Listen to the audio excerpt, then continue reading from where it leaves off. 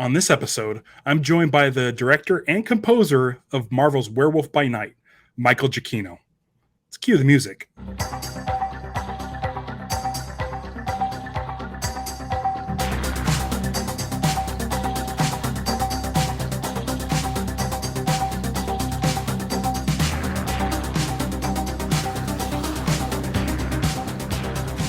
You've been doing so, like, every day you're like retweeting out like 2 different I know you did, and I can't. I was like, it's like, dude, if you don't want to do it, if you're sick of talking about it, don't.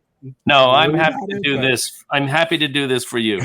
But so I've been listening to like a ton, as much as I can. You've done so many interviews and stuff, and a lot of them, I want to try to make this a little bit different. This show, I kind of am more into like discussing score and stuff.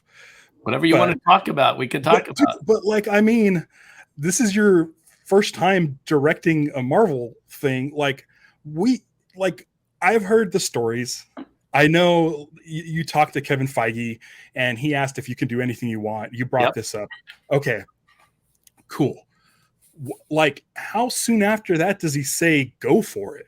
Like, is it like an immediate thing? Like, no, it was. Well, do we want to, are we starting? Is this it? Yeah, sure. Yeah. All right, let's start. So it was, I don't remember the exact date, but I would say maybe 3.5 years ago, 3.5 to 4 years ago. It's hard to remember that we actually even had the conversation at first about the idea that I wanted to direct something. And it wasn't long after that I said, and he's like, well, let's set up a meeting and let's talk about it. So I did. I went up with him and I talked with him about a couple of things, and Werewolf by Night was the thing. His question was like, okay, so if you want to direct, what do you want to direct? And I said Werewolf by Night, which I think took him by surprise, because that was not the normal, like, oh, I want to do an Avengers, or I want to do, pick any of the most popular characters that they have, which is normally what people are vying for. And I was like, no, I want this weird thing over here in the corner that I loved as a kid, and that just is steeped in everything I love about monster movies and monsters and characters that are become monsters and all of that. Like, I just felt that was for me. That felt right for me. And I liked that no one else was doing it. I also liked it wasn't attached in any way to anything else that they were doing. And I feel like if you didn't bring it up, would it have gotten done ever? Like, who else would have thought of this? I don't know. I have to believe that they at some point were thinking like, you know what, we have all these monsters, we should do something with it. Somebody had to have said that. I cannot have been the first person to have said that. But maybe I was the first one to sort of push the issue and get that ball rolling in a way that felt like, yeah, we got to do this, because Marvel has done everything else so brilliantly with all the other movies and all of the other. It's been this crazy recreation of what Marvel Comics did in real life in intertwining all of these characters with each other. They then went ahead and did that for the movies, which is bonkers that you can even accomplish such a thing. But they did it, and I felt like, all right, well, what's next? Like, what do you do after that? And I just had this affinity for all of these comics about the werewolf and Dracula and Man-Thing and all of these horror stories that I loved. And I was like, well, who's sending love that way? Let's send some love that way and bring in a different audience and maybe make something for a different group of people. So, and see what happens. So, and it's not even something that the other comic book companies, like DC's not doing monsters. No. Like, the closest thing they have is like Suicide Squad, and you might get, a giant shark or a crocodile, but you're not getting. No, it's not that mythic characters is it's not the mythic side of things. It's more just the character side of things, and which is fine, and those can be fun movies too. But I feel like what Marvel had in their possession was all of these incredible mythic stories that we all know so well from growing up, and I thought, what a great way to sort of reinvent them within the Marvel Cinematic Universe. And how would that be? How would that live? How would that exist? What would it look like if we took a werewolf and put him in the center of the Marvel Cinematic Universe, And so, but at the same time, I didn't want to connect it to anything. There was a great Marvel team up in the 70s where Jack Russell goes to San Francisco. Yeah. Mm-hmm. And then he ends up meeting up with Spider-Man, who's there to go take pictures of the bridge or whatever he's there to take pictures of. And they end up getting entangled with each other. But rarely did Werewolf by Night ever interact with the other characters. And when he did, there was another one, the very last run of the initial Werewolf by Night run. He meets up with Iron Man. And they decided, I guess they were trying to figure out what to do with this character. How do we make it different? So they made him sentient. They allowed him to talk when he's the werewolf, and it just didn't land in the way that the whole idea of a monster and a werewolf is there's a side of you can't control. There's a side of you that you didn't ask to have. You weren't even born with it. You were cursed with this thing at some point. You may have been born with it, but it wasn't. It was always because you were cursed with it. And I felt like that's such an interesting thing to explore. In the moment you allow that werewolf to speak on the same terms as you, then he's not a werewolf. There's no character anymore, And what is this inner struggle at this point? Just that I grow hair? I don't know. That's it. Right. So I'm a DC guy. I grew up reading DC. And trying to dive into sort of Marvel Comics is tough because you have however many years of continuity for any given character. Absolutely. When I found out that you were doing Werewolf by Night, I'm like, I haven't heard of this before. And this sounds like something that's not going to be wrapped up in this grand story. It seems like something I could just pick up and start reading. And so that's what I did. I just started reading Werewolf by Night. It's probably only the second or third Marvel comic I've ever read in my entire life.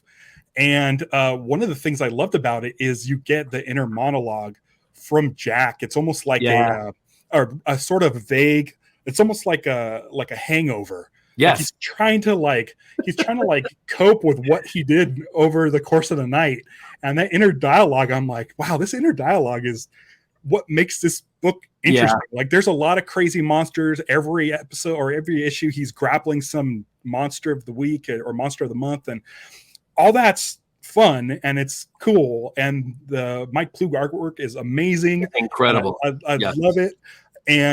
But for coming out of like Silver Age, like DC, where it's a Green Lantern, they show him flying and punching a guy.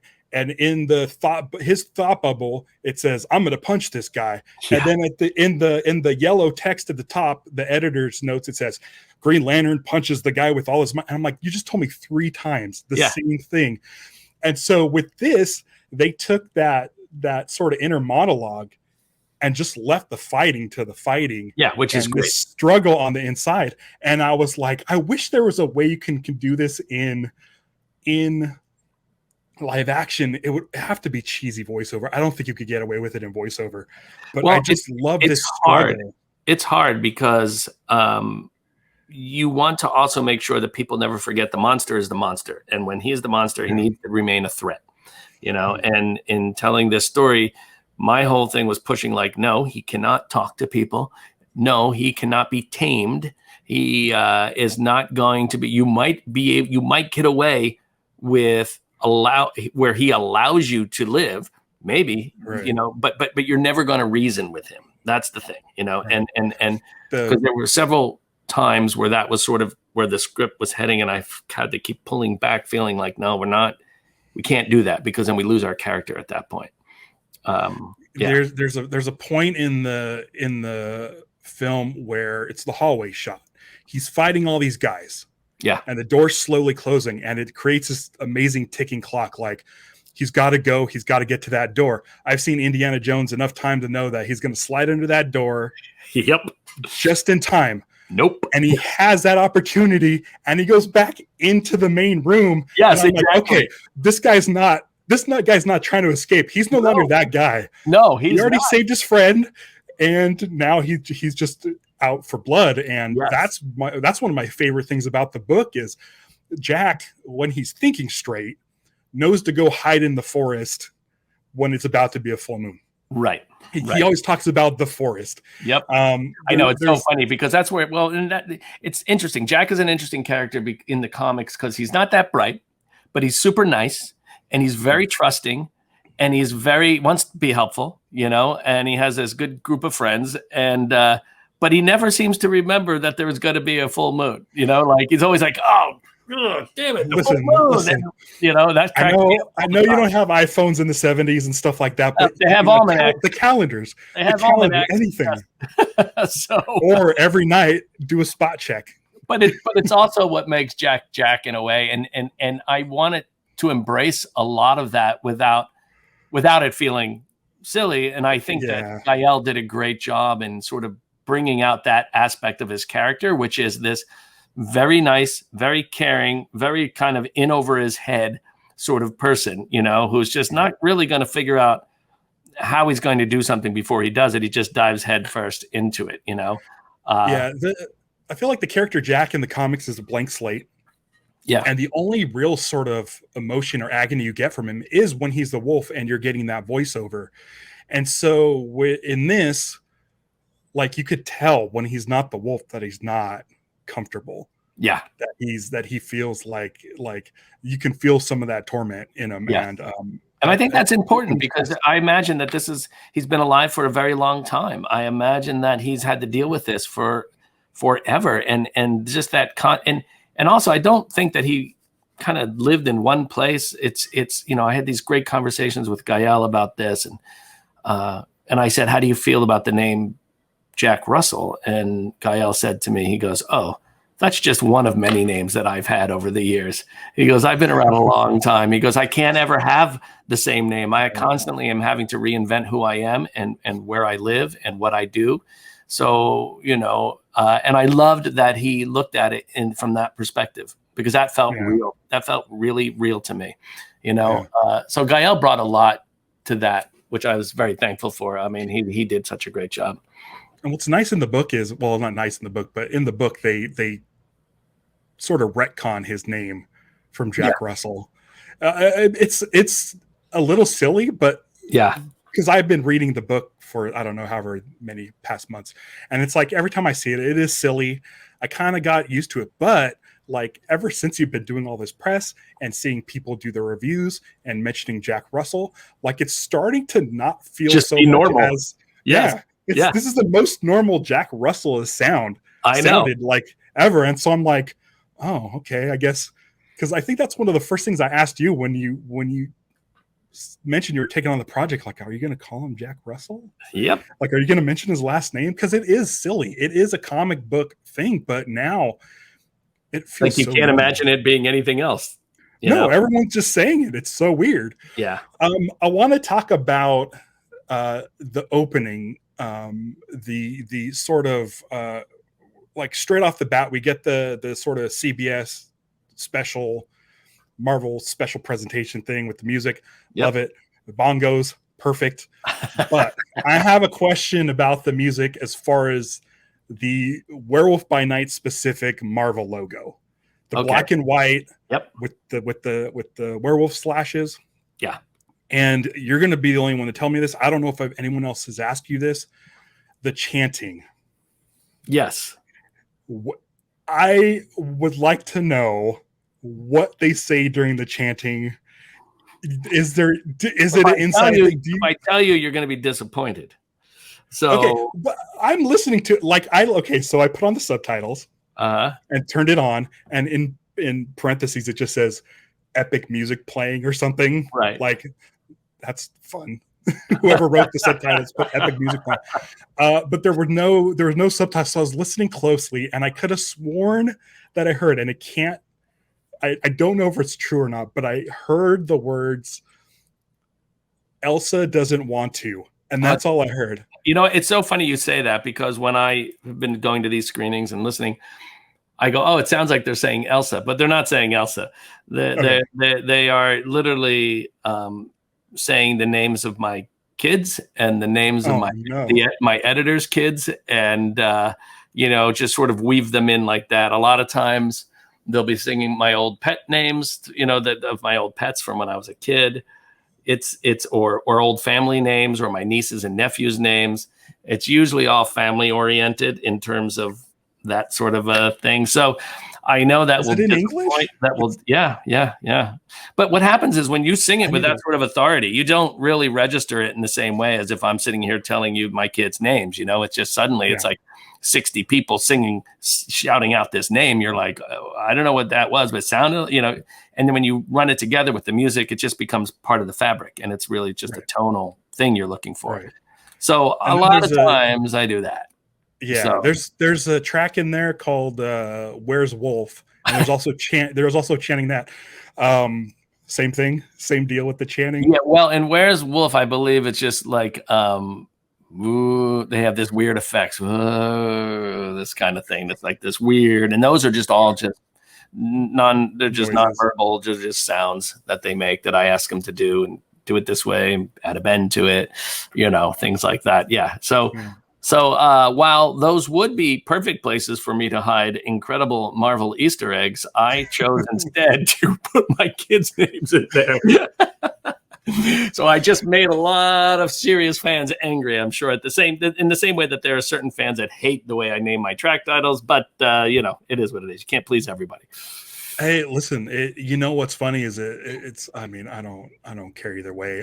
It helps me I've been listening to score since I was a kid. And so it helps me identify the tracks quicker, like my favorites. Yeah. It's a point of reference for me. I mean, you know, card, you know, like what am I going to name these things? Like what, Card Chase Through the City or City Chase or things that, you know, they're all just these boring things. And I'm like, okay.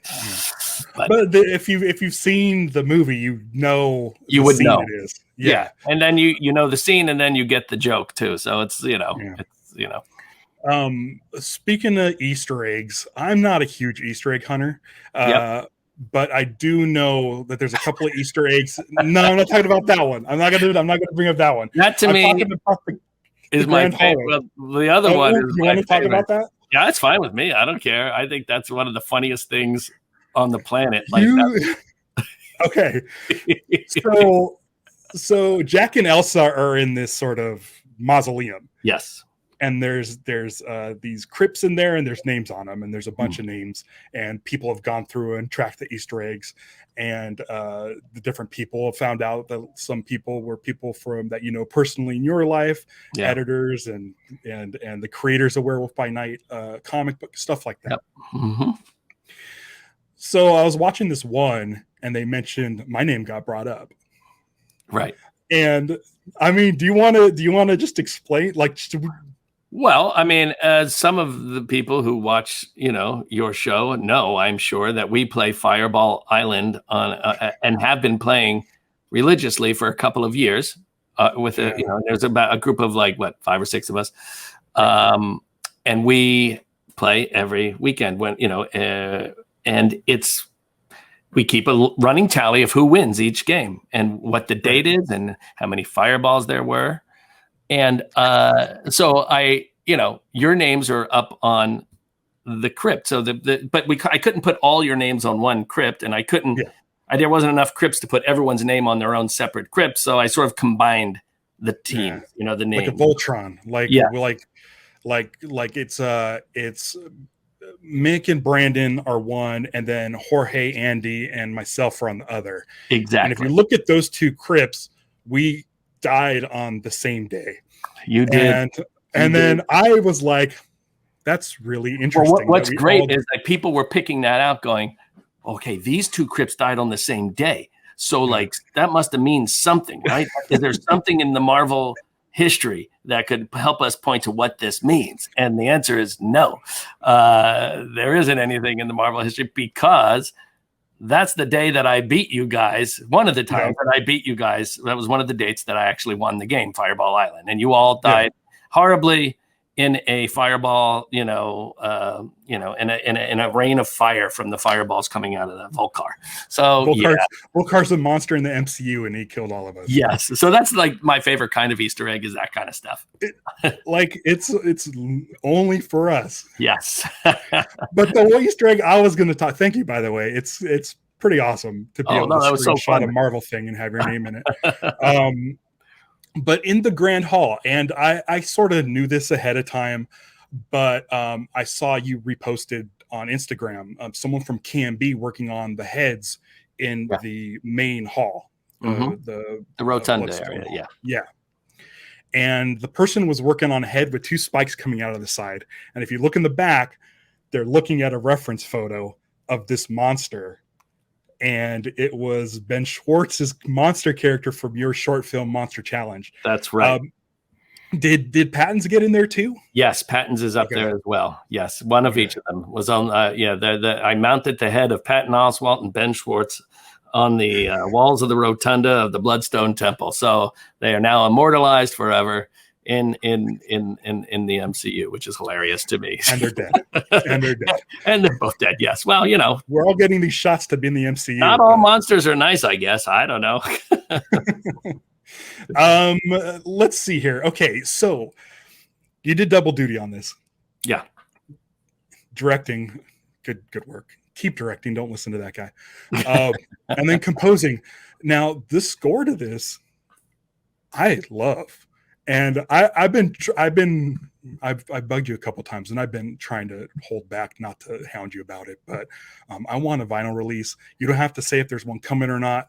But I want the vinyl release as well, and I'm sure the universe will provide that at some point. So, yes, I think it would be great that way. So doing the score, like I've seen a couple of documentaries where they show the mixing session of films, and every time I see one of those, it's the sound guys versus the music team.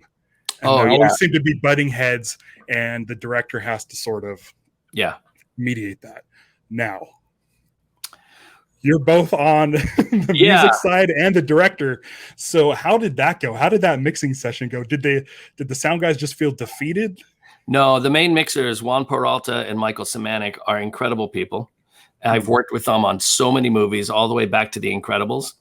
And so we're friends, and they'll tell you, like, I don't like coming into the dub of a film as an antagonist, as somebody who needs to say, no, you better hear my music or else your sound effects are not important. Like, that's BS.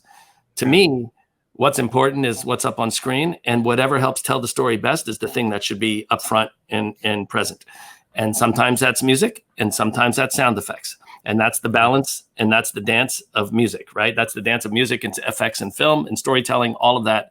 It's literally a dance. And you either come to do that dance, or you end up butting heads and creating more problems than it's worth. And I've seen that happen many times, but I've never, I love the sound effects guys. Like, I love what they do. I'm a nerd about it. I'm totally into it. And it's such a hard job, and to create the world of sounds that people like Gary Rydstrom and Ben Burt have put out into the world, like, that's unbelievable. Now, and Gary gave us some assistance on this. He helped us guide the sound team. But Josh Gold, who was our lead sound effects designer, was incredible, and such a great guy to work with. And I would do anything to work with people who are as good as that. Like, and I'm so happy to. There were moments where I was just like, oh, let's take out music here. We don't need it, because this is so cool what's happening, what they did.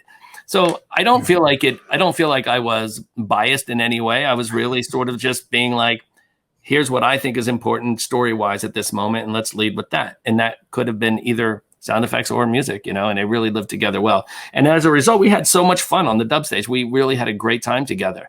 And I think the mix turned out amazing. Really, really proud of that mix. Really, really. Yeah. Thankfully, I got to see it on the big screen. It sounded great. Yeah. It's fun in the theater, really, right? Like, if anybody catches a 35 millimeter copy out there in your town, because I've seen that it's been sort of traveling around. Yeah. Go watch it on the big screen. It's a real fun experience. We had a blast. My wife, Stevie, couldn't stop talking about our entire drive from Burbank back to Anaheim. She talked about it the whole time. I think the drive is longer than the movie, and she talked about it the whole time. Yeah, it was so good. Speaking of the sound, I wanted to bring this up because this is something I haven't heard you talk about. There's a credit on IMDb.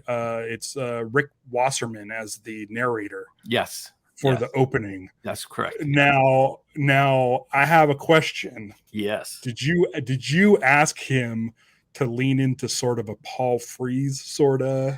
Well, there's this.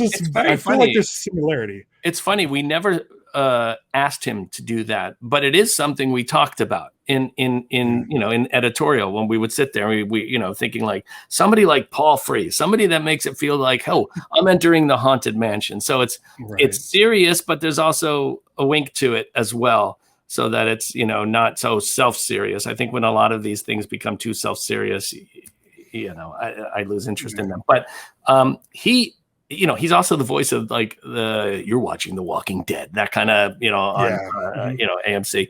He does that voice as well. He's incredible. I'm sure he's done a million things, but he was a pro. He just came in and just was like, within a few takes, we sort of had the vibe and he just went with it. He was great. But no, it wasn't something we specifically asked for, but it was something we absolutely talked about back behind the scenes for sure. Yeah. Because that opening, it puts you in that mindset. Yeah. It puts you in a perfect mindset. Yeah. I want to ask another question, and I can't.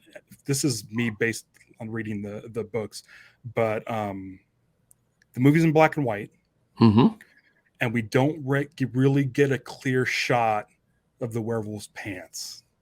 Yes. Are they green? Sure, they are green. Yes. Okay. Yes. It's almost his uniform. Yes, it is his uniform. I know. In the comics, he's always got the green pants and the white shirt, and the white shirt comes off, and he's left with just green pants and hair everywhere else. And and it's great. And I wanted to make sure we did that. So yeah, those pants are green. And then over at Avengers Campus at DCA, at California Adventure, they have Jack walking around with green pants. I know. With he has green, right? Doesn't he? Yeah. He definitely has green. I know. I'm going to go down there next week and check it out. I haven't seen it yet, but I've seen videos, which is awesome to see that. And Elsa too. I know, it's so amazing that Elsa and the werewolf were like roaming around. When did you find out that was going to be a thing? I didn't find out till the night of that screening that you came up to Burbank for. Later that night, the producer texted me it's Kevin Feige texted me a tweet of somebody who filmed the werewolf wandering around up on the ledge there, and I was like, "What? This is happening right now? Like what?" I almost wanted to run down there right that minute and go see it because it was like the coolest thing in the world. It doesn't make sense to me, because for me, werewolf is like completely outside the realm of the MCU, or especially the way he did it. But then seeing him up there, I'm like, this is crazy. And then like smoke machines going. And that's like a big statement, right? That's saying, and one of the things we wanted to do with this from the very beginning was to just come out and say, guess what? Monsters are real. Yes. And not only are they real, but they exist in the MCU. And they have been. Yeah. And they've been there the whole time. We just haven't focused on them. They've had other things that to focus on, these other guys.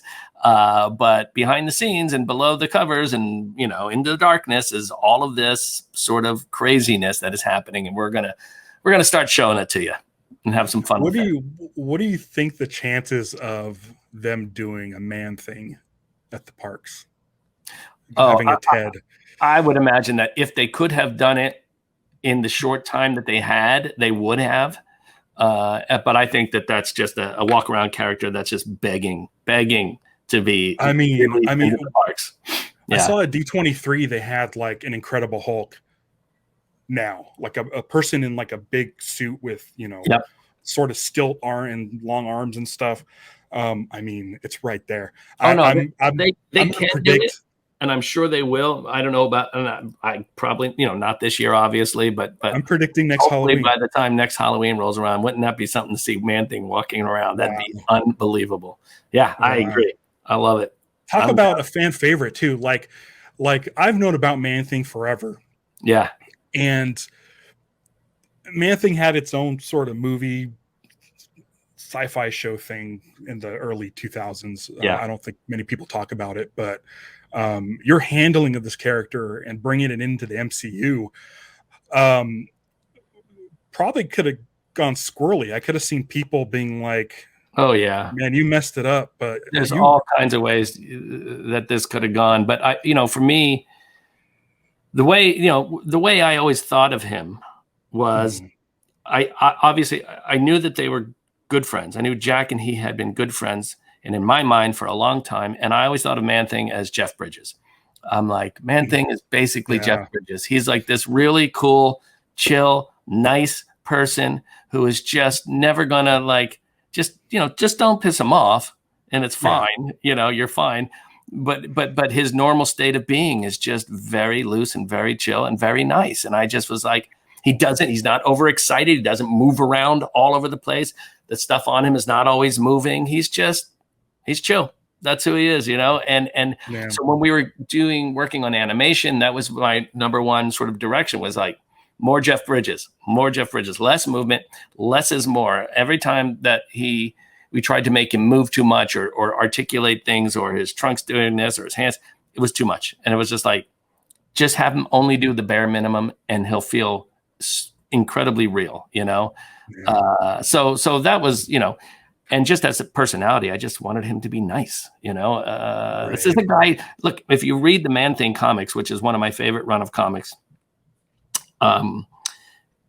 they're incredibly sad. And it's because there's this person who is trapped inside this other body that he was not born with, and he doesn't remember who he was, where he came from, what's going on. He's trying to piece it all together as he goes along, and it's a very sad sort of existence. And he's also then having to fight this idea that when people see him, he's a monster, and they're just instantly, they want to kill him, and most of the people that run into him in these stories are not very good people. But fear triggers his fire, and if you're afraid of him, watch out, because that's the thing. But if you treat him like a person, like somebody who needs help and somebody who deserves empathy, he's the kindest, sweetest person in the world. I think that's what makes sense about Jack being friends with him. Jack has the luxury of only being a monster, an out of control monster, 3 nights a month or whatever it is. Yep. And Ted doesn't have that luxury of being quote normal at any time. So no, so the compassion, you could see that in the end scene, which I have some questions about. It's not serious questions, it's dumb Easter eggy questions. But ManThing's stash in the woods, I'm going to call it the forest, because that's what they called it in the books. That's fair enough. Call it the forest. I like that. So phonograph, cowbell, fire extinguisher, French press, payphone, guitar, and giant playing cards. Are any of these things inside jokes? None of these things are actually inside jokes. They are actually real things that have real significance in my mind. Which I can't. You don't have to. You don't have to like. Yeah, I mean, like, when you're working with these characters, like you come up with these things in your head to help build out who they are, in the way an actor does, in the way that Gael was talking about, I've had many names. Like you build out these ideas and things, and some of those ideas will show up on screen. Some of them are just in your head to help you kind of figure things out. So there's a reason, for that stuff around them, and but it's in my head, it's like, it's not like it's solidified into anything canon, and it's like, and it's part of like some next movie or whatever. It was just for me to help sort of work out in my head who I think this character is. So yeah. And the other thing was, like, I remember Gael saying, it'd be so fun with all that stuff around. It'd be like they just had some crazy bender, they went on a bender, because you can imagine that ManThing is chasing Jack all over the area, trying to catch him and get him and settle him down so he can just take care of him.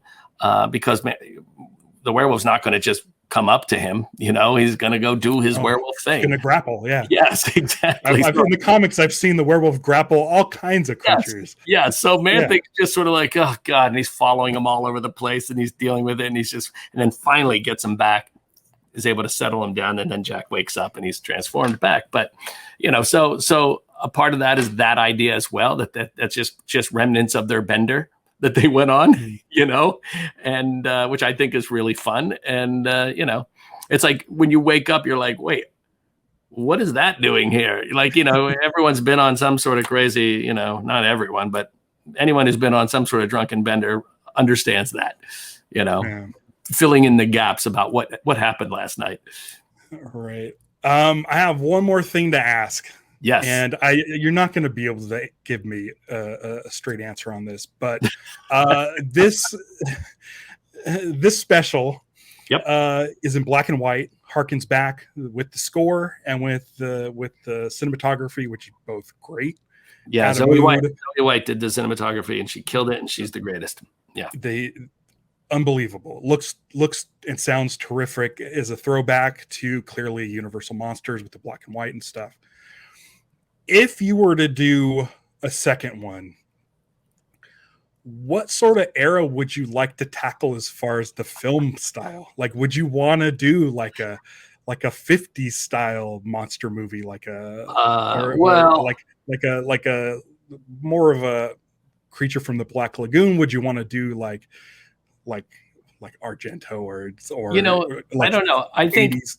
It really depends on the story. The story. The story I feel like we came up with for this really supported the artistic and stylistic direction I wanted to take. So it really worked. So it would depend on what that story is and what the characters are. I mean, there's all kinds of things I'd love to try, obviously, but in terms of what's next, I don't know, and I really can't figure that out until there's a story to be looked at and visualized in some way. Where because even with this in the very, very beginning, I didn't think about black and white. It wasn't until I started getting a handle on the story and figuring that, this would be so cool in black and white. And we started doing research on camera lenses and all of this stuff and how we were going to light it. And it just got more and more solid that this needs to be in black and white. Everything about it felt like it needed to be. And especially, I think, to be as violent as I wanted to be with this, it didn't hurt us that we were in black and white. It certainly helped us, I think, it sort of lessened some of that. But it's fairly violent if you really break it down.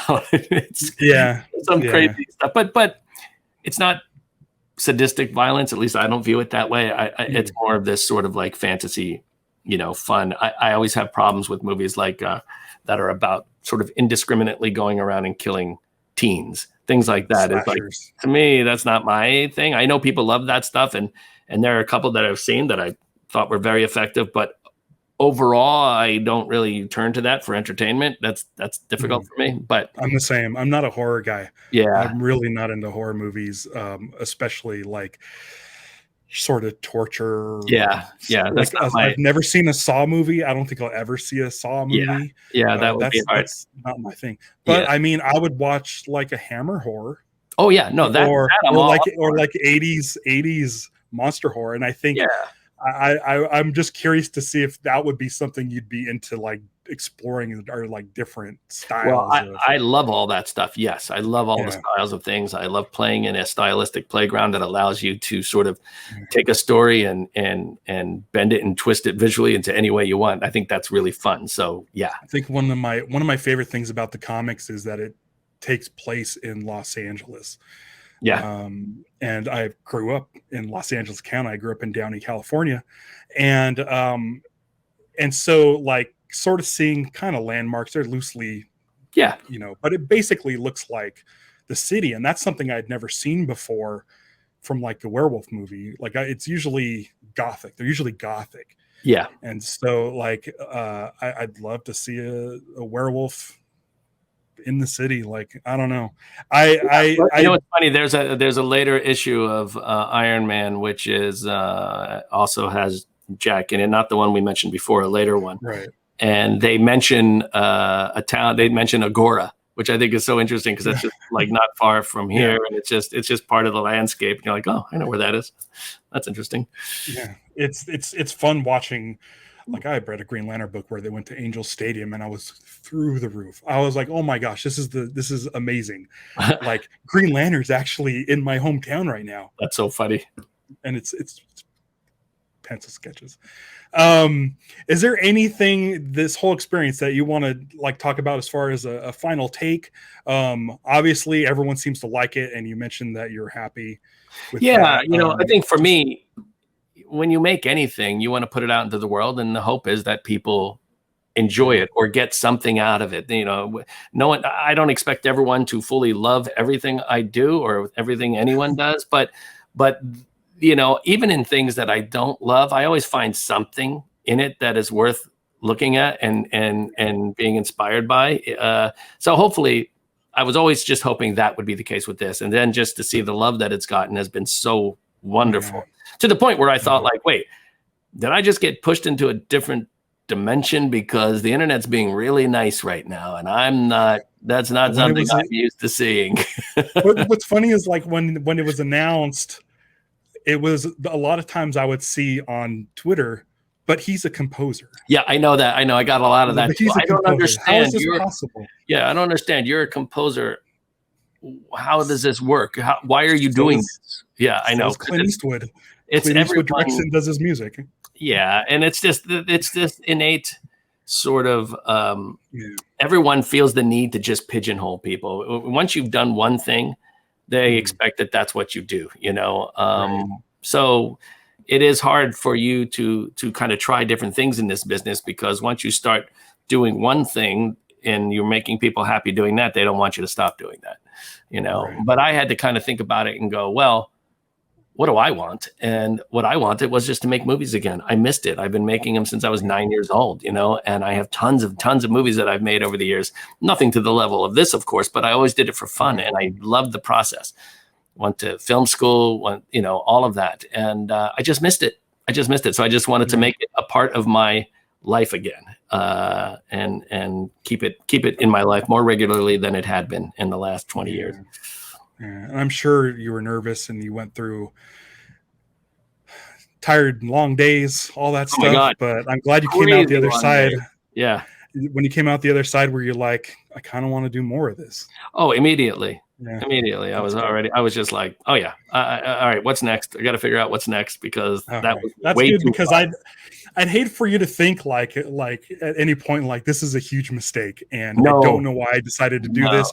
Because I mean, like, it's super good, and I want to see more, and I want you to do more. Thank you. I appreciate that. Look, I'm not going to lie. There are times when you go home at night after shooting going, what am I doing?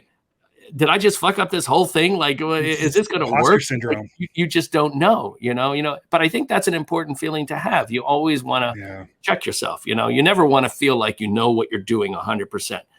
The moment I feel that, I know that this is it's not the right thing for me. So I always want to have that level of insecurity going into a project, because that's what drives you to do something. So I certainly had loads of it on this, but it was always fun, and the crew was incredible, and I just had the greatest people to work with at Marvel. So I felt like it was just a great experience all the way around, and they're all there to support you. And as long as you remember that, you just got to keep going, you know? Yeah. Well, congrats. Thank you. I mean, I didn't care what the internet said. As long as I was happy, that's all I wanted. And I was totally happy. And the fact that Stevie is super happy with it, and we watched it like the next night. That's it on great. The next night. And so I'm like, okay, 2 out of 2 apples approve of Werewolf by Night. That's all that matters in my world. Everyone else can go screw off. I don't care, but it seems like everyone's on the same page as us. So I'm very happy about that. So thanks. Thank you. Yeah, and thanks for taking the time to come on and talking about this thing again. And that's all I have. Congrats, and thanks for swinging by. All right. I will see you on the island. Yeah.